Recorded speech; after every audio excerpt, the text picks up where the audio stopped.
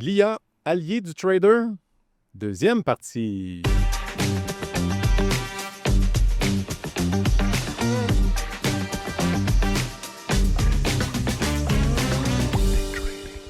OK, j'espère que vous portez bien, j'espère que vous êtes bien patienté. J'imagine que vous avez travaillé un petit peu sur vous, je vous le souhaite. J'espère que les réponses ont été révélatrices et pas trop perturbantes. Nous, on n'a pas eu le temps encore de le faire, on va le faire plus tard, mais on pourra peut-être vous donner un compte-rendu dans les prochains épisodes de qu'est-ce que ça nous a donné comme expérience. Je suis toujours avec François et David. J'espère que vous portez toujours bien, messieurs. Yes. Oui, merci. Excellent.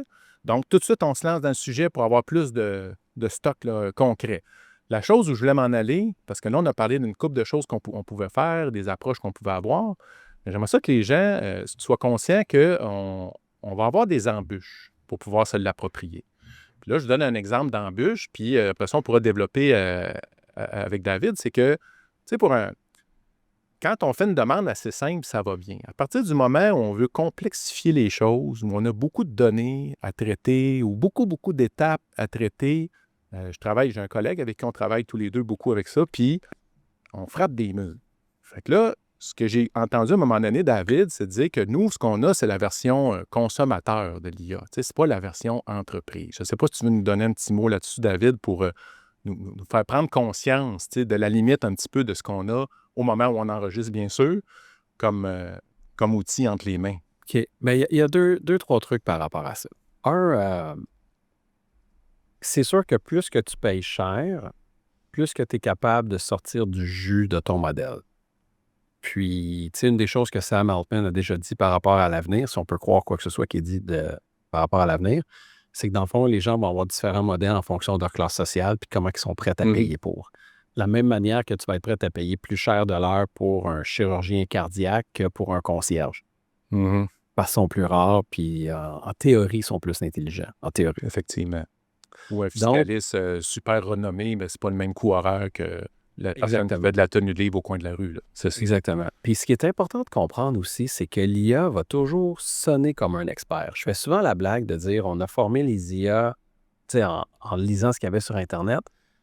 Puis il y avait énormément de médias. Puis dans les médias, il y a beaucoup de politiciens. Puis les politiciens sont excellents à bullshiter. Fait qu'à ce moment-là, l'IA va te donner une réponse qui a l'air sûr de lui, confiant et tout, mais c'est n'importe quoi.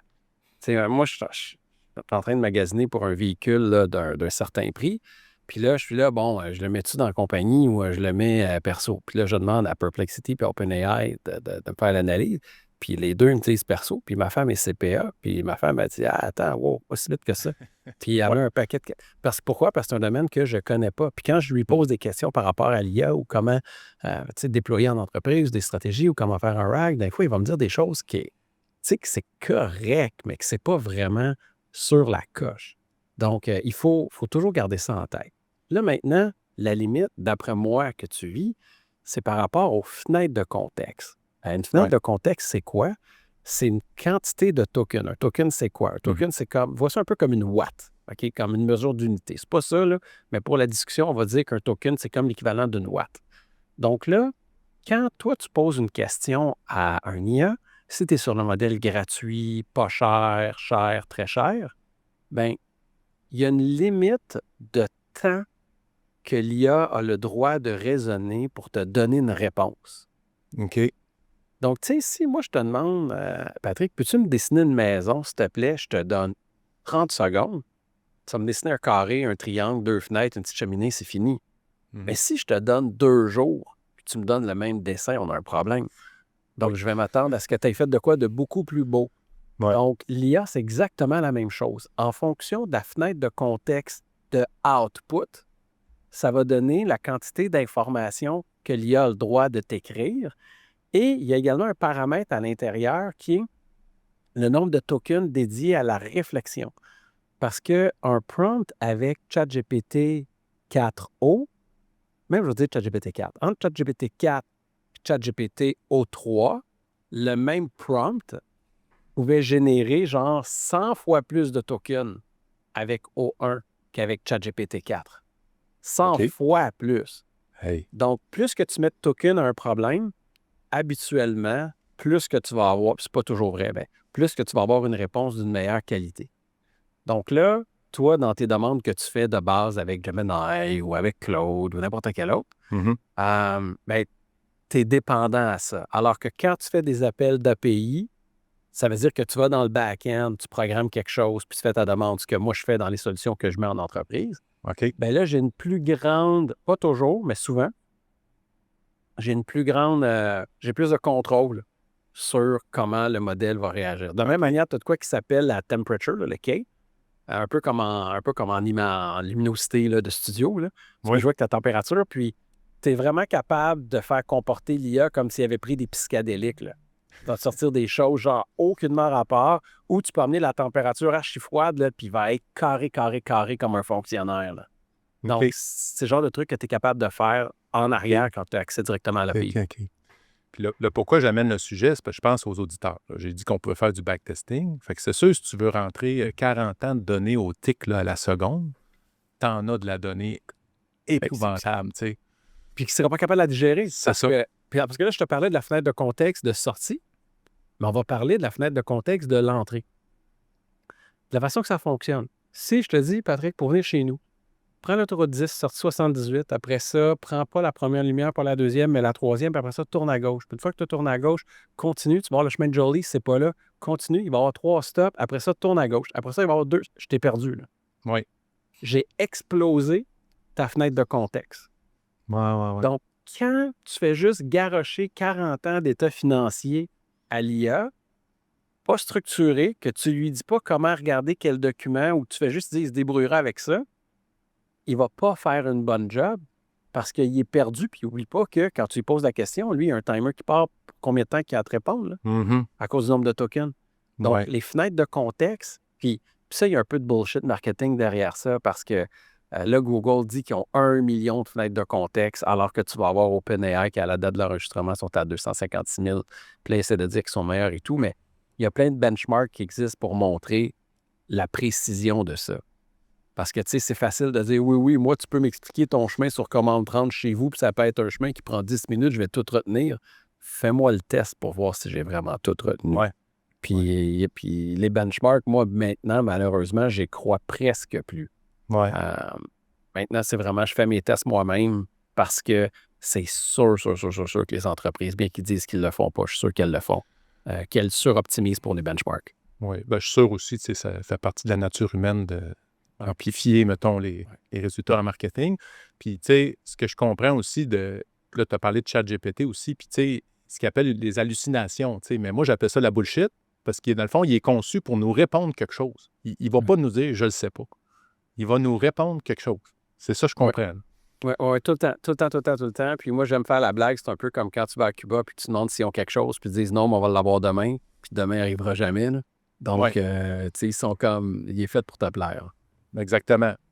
C'est ça, pour te plaire, pour répondre. Tu sais, puis j'avais vu une blague, à un moment donné, un post, là, puis la personne était sur le bord de mourir parce qu'elle avait pris pas le bon médicament. Puis là, ChatGPT disait « Ah oui, effectivement, merci de me questionner. Je me suis trompé sur ta posologie. » Parce que c'est ça que ça fait. Moi, il avait appris rapidement à dire « Es-tu sûr? » Tu sais, juste poser cette question. Il change sa réponse. Ouais. Mais tu sais, c'est comme, au moins, ils s'excusent. On entend encore les excuses de Legault puis de Trudeau de tout ce qu'ils nous ont fait pendant la COVID, mais ça, c'est un autre sujet. Ça, c'est un autre sujet, puis c'est pas eux autres qui sont responsables. Puis, tandis que lui, en fait, il te remercie de le recentrer. On va poursuivre avec les réflexions, parce que tu as nommé quelques IA, tu sais. Puis là, moi, ce que je découvre au fil du temps, c'est comme si chaque IA, moi, je nomme ça comme ça, je trouve ça cute, mais ont leur personnalité, tu sais, ou ont leur force, ou ils ont été conçus d'une façon. Fait que là, tu sais, moi, celle qu'on utilise, on a parlé de ChatGPT, Perplexity, tu as parlé de Claude, là, il y a Antigravity au moment où on se parle, qui est de Google avec Gemini, qui est plus pour coder. Il y a des agents IA aussi qui vont pouvoir faire des tâches. Hein, tu parlais dans les furteurs, tout ça. Et il y a des IA spécialisés. En finance, moi, j'en ai un que je paye, qu'il est déjà formé. Et si j'y pose des questions sur des titres, il y a déjà un gros background. Mais là, j'aimerais ça peut-être juste, si tu pouvais nous guider, tu sais, ChatGPT, Perplexity, Claude, moi, je l'aime beaucoup pour coder ou écrire des textes. Ça, je l'adore pour ça. Antigravity, c'est mon programmeur, lui, il travaille avec ça depuis que c'est sorti. Fait que toi, c'est quoi tes coups de cœur?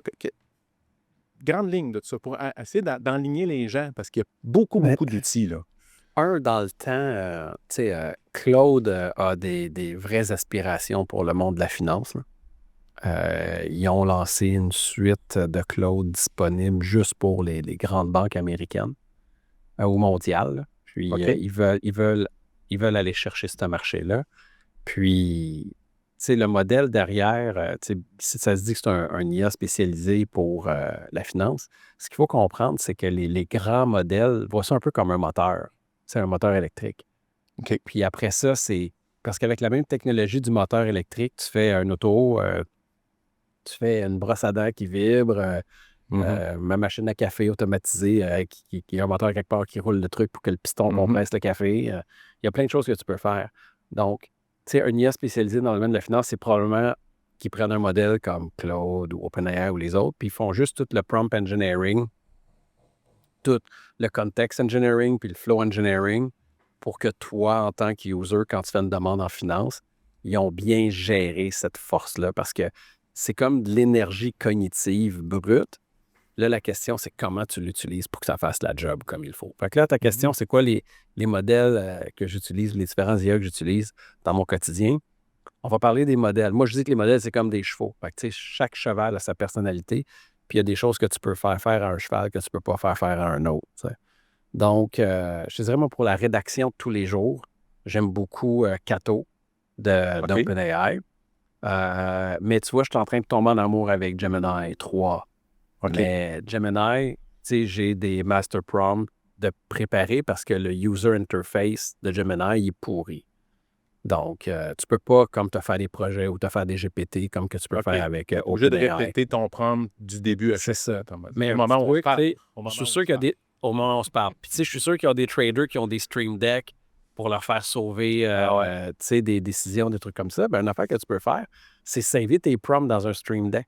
Ben oui. Puis après ça, tes master prompts, tu fais juste bing, bing, bing, t'appuies sur ton bouton, puis ça roule, tu sais. C'est ça, le ben, petit regarde. appareil avec des boutons programmables, là. Il est pas ouvert là, en ce moment, mais ouais, c'est ça. C'est ça. Il est plus complexe. Donc, c'est comme on crée des macros, on crée des actions déjà prédéterminées dans l'ordinateur. Fait qu'en pesant là-dessus, très accessible, il va te sortir la chose. Très bonne idée. Je peux même pas m'en faire. Fermer puis allumer les lumières pour avoir une c'est ça. Puis C'est ça. ces affaires-là. Donc, il y a donc Gemini pour ça. Gemini aussi pour, c'est con, mais hier, pour l'aide aux devoirs, mon fils avait un problème en maths. Puis, tu sais, les 2 dernières versions d'OpenAI servaient uniquement à diminuer la sollicitation des serveurs et des GPU, là, parce que la qualité des réponses n'a pas augmenté. Puis, donc, il pose une question de maths à ChatGPT, ça répond, mais minimum. Puis après ça, il demande à Gemini, puis Gemini fait des beaux graphiques, des lignes, explique mieux, puis, tu sais, mon fils comprenait beaucoup mieux.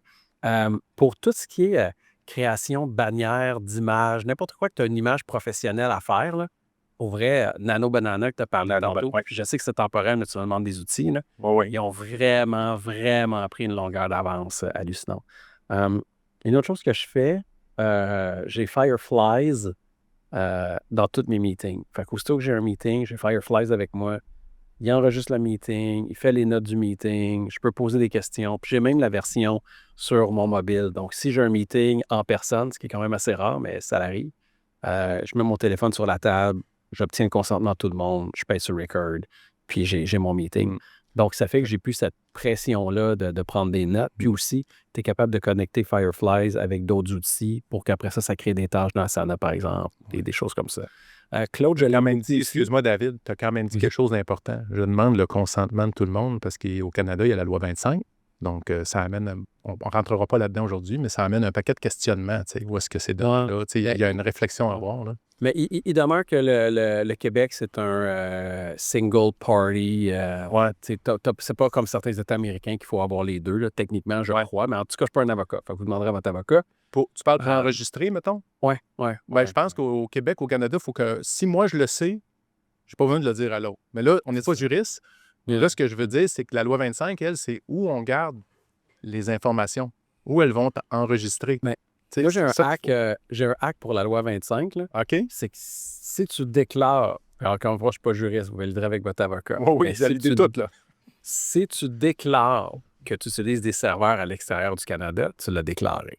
Il faut le déclarer ce que tu fais avec les données. C'est ça. Mais moi, je pars avec un principe très simple. Puis, tu sais, moi, en conférence, Je vends des ateliers avec Avego, là, que je passe une journée à former des CEO à comment utiliser l'IA. Puis, moi, je fais toujours la blague, vous n'entendrez pas parler ni d'environnement ni d'éthique. Ouais. Puis alors que toutes les autres, c'est juste de ça que ça parle 3/4 du meeting. Là. Ouais. Mais puis pourquoi? Ben, c'est très simple. L'éthique, c'est que tu ne fais pas à quelqu'un d'autre ce que tu ne voudrais pas que quelqu'un d'autre te fasse. Fait que tu ne fais pas faire à un IA ce que tu ne voudrais pas qu'un IA te fasse. Puis, tu sais, fin de la discussion pour l'éthique, c'est réglé. Puis l'environnement, le coût énergétique d'un token a baissé genre de 95% en 3 ans. Puis les prochains GPU d'NVIDIA qui sont dus dans 1 an et demi vont prendre ce dernier 5%-là puis vont le diviser par 30. Et ajoute à ça que 100% des serveurs de Amazon et de Microsoft roulent sur l'énergie renouvelable. Fait qu'à un moment donné, tu sais, donnez-moi un break avec l'environnement. Ouais. là. On peut Ouais. pas Même plus Bill catholique Gates. que le pape, là. Ben, écoute, Non. on va parler du pape. Bill Gates, qui était un ardent défenseur des changements climatiques, dans une publication sur son blog du 28 octobre, avoue que c'était overhype, c'est pas la fin du monde, puis que l'humanité peut survivre à une augmentation de la température.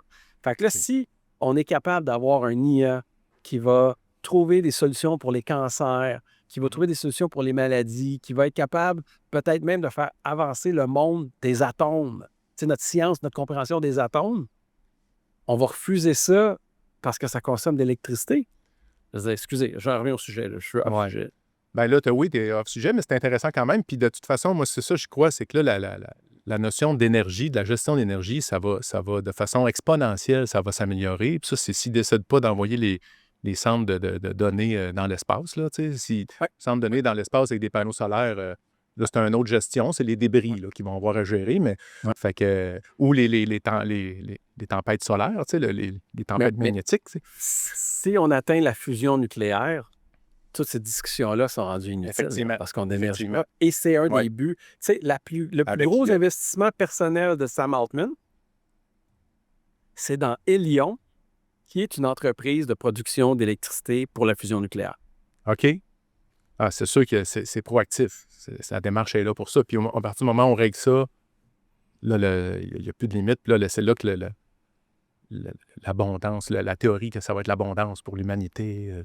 On verra. Nos parents se sont fait avoir avec Liberté 55. Oui, mais effectivement. on verra. La société des loisirs, peut-être un jour, elle l'aura pour vrai. Écoutez, hey, ça passe trop vite. Je sais que toi, tu as un autre rendez-vous Sure, avec. stuff, Il me reste ouais. 4 minutes avec toi. Je vais quand même y aller vers ma conclusion. On a à peine trempé le bout de l'orteil, voir si l'eau était chaude. Tu sais, c'est tellement majeur, mais peut-être la chose à retenir, appropriez-vous la chose, ouvrez-vous à ça, dédiez du temps à l'étudier, pas juste à jouer avec. Oui, il faut jouer. Ça, moi, je trouve ça génial. Moi, j'ai créé avec ma petite fille de 9 ans des histoires pour l'endormir. On l'a fait ensemble. Elle l'a créé. Elle dit, c'est l'histoire de je me souviens plus, mettons Joseph, puis il rêve d'être astronaute. Puis là, on a rentré ça dans Gemini. On a créé une histoire. On a fait faire le livre illustré, puis on a lu l'histoire. Tu sais, on a fait ça ensemble dans le jeu pour avoir du plaisir, mais ça, c'est de l'appliquer, mais il faut l'étudier. Il faut comprendre ce qu'on a fait avec toi légèrement, c'est d'aller voir comment ça fonctionne. Parce que les gens, tu sais, la peur, c'est quoi? C'est quand on ne sait pas c'est quoi, on a peur, puis on s'imagine que c'est une conscience, puis, tu sais, ça reste des algorithmes là, au moment où on se parle. Dans 50 ans, on verra, mais ouvrez-vous, tu sais, fait que la conclusion, là, c'est que ce qui est certain, là, qu'on le veuille ou non, l'IA est en train de s'imposer, elle va être là. Moi, c'est sûr, c'est pas une mode, là. Elle va être là pour toujours. Elle était déjà là, de toute façon. Là. Ça fait juste évoluer et se développer. Donc, c'est un incontournable. Il faut l'apprivoiser. Puis le défi là, personnel, c'est d'apprendre à l'utiliser adéquatement, mais stratégiquement. Pas juste jouer dedans puis se perdre. On peut se perdre avec ça. Donc, vraiment, de se tenir à jour au fur et à mesure, de rester curieux.